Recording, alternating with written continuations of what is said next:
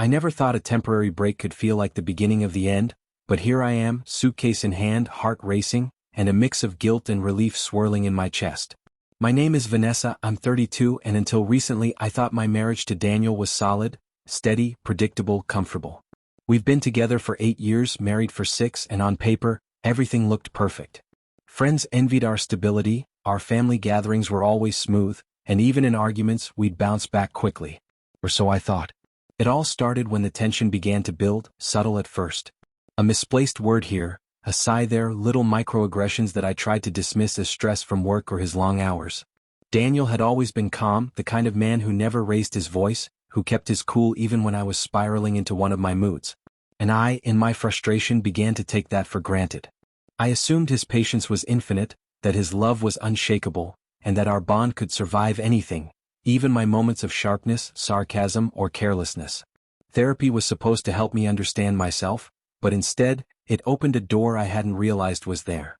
My therapist, Dr. Larkin, had been urging me for weeks to focus on boundaries, on emotional honesty, and on self-care.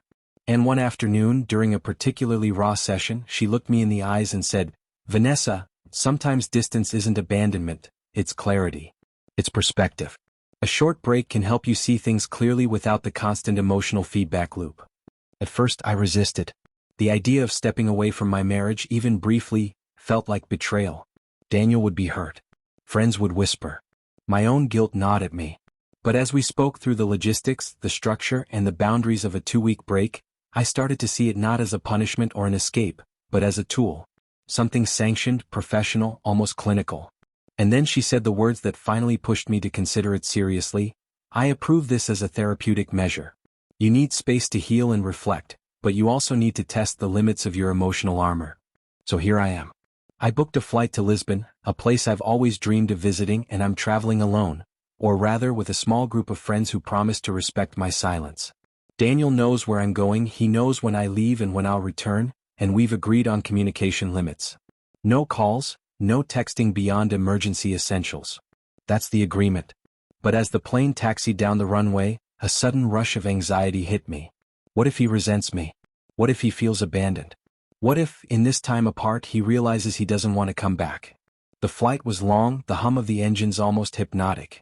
I stared out the window at the fading skyline, thinking about the last argument we'd had, the one that had felt like a storm without rain. It wasn't about any one thing, it was everything. The quiet disapproval I'd felt when I mentioned a promotion at work, the subtle edge in his tone when I suggested we invite my friends over, the nights I came home exhausted from deadlines, only to find him absorbed in his routines, perfectly calm, perfectly detached. Each small moment had piled into a silent wall between us. Landing in Lisbon, I felt a curious mix of freedom and apprehension. The city was alive, the streets buzzing with tourists and locals, colors and smells everywhere, and yet my mind kept returning to Daniel. I kept imagining him at home, in the apartment we shared, perhaps staring at his phone or going about his evening routines with quiet efficiency. Was he angry? Or confused? The truth was, I couldn't control his emotions, and that was the hardest lesson to swallow. For so long, I had assumed I could manipulate or charm my way back into harmony whenever tensions rose. But now, in this self-imposed isolation, I was powerless, and in that powerless state, clarity began to creep in. The first day of the break, I wandered aimlessly through the cobbled streets, my journal tucked under my arm. I wrote down memories, both fond and painful, of our marriage, trying to parse where love ended and complacency began. I remembered the nights when Daniel would hold me silently, letting me cry through my insecurities, and contrasted them with moments when my impatience flared, leaving him distant, quiet, and cold. The realization hit hard. Our love had always been strong, but I had been careless with it. And this break, approved by my therapist and sanctioned by necessity, was forcing me to confront that truth. Evenings were the hardest. The quiet hotel room amplified my thoughts, my heart pulling me toward Daniel even as my mind warned me to respect the boundaries. I found myself rehearsing conversations, imagining how I would apologize, explain, justify, or confess.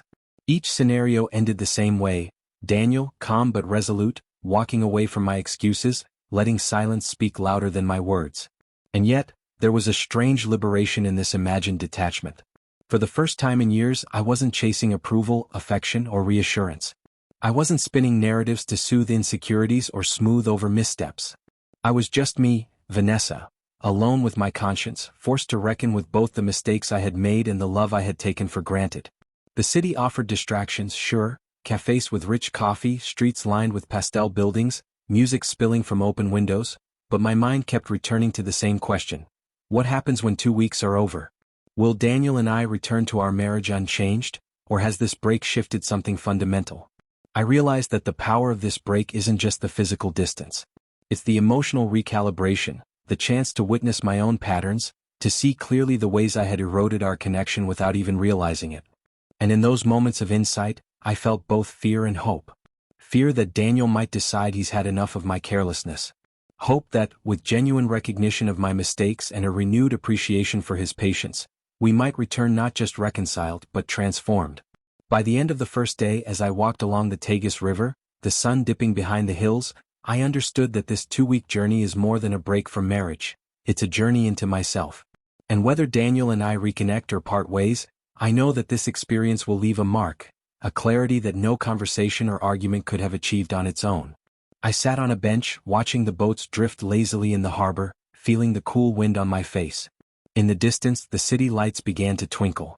And for the first time in months, I felt a strange, quiet peace, one that comes from stepping back, from letting go, and from facing the truth of who we are when no one else is watching.